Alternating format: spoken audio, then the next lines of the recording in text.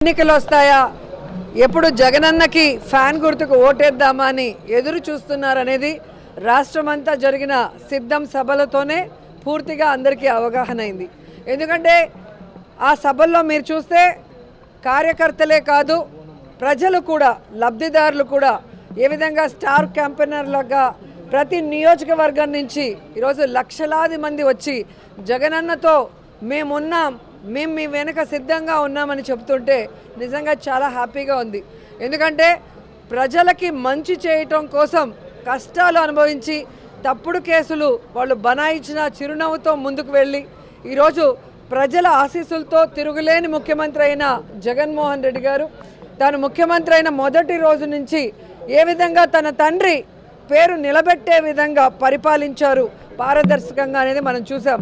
అందుకే ఈరోజు జగన్మోహన్ రెడ్డి గారు నేను మీ కుటుంబానికి మంచి చేశానని నమ్మితేనే నాకు ఓటేయండి అని దమ్మున్న నాయకుడిగా అడగటం జరిగింది.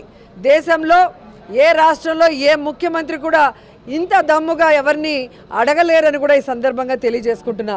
ఎందుకంటే చెప్పాడంటే చేస్తాడంతే, చేశాడు కాబట్టే ఈరోజు ధైర్యంగా అడగగలుగుతున్నారు.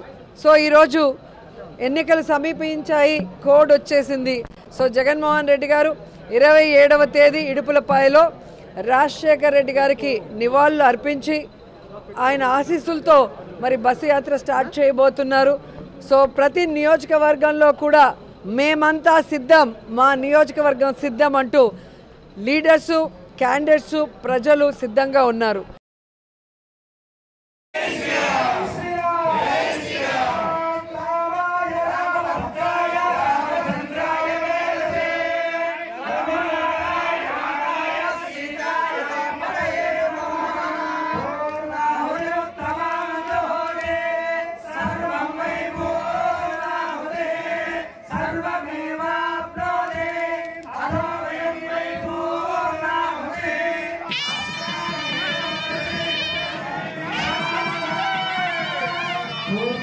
Yeah.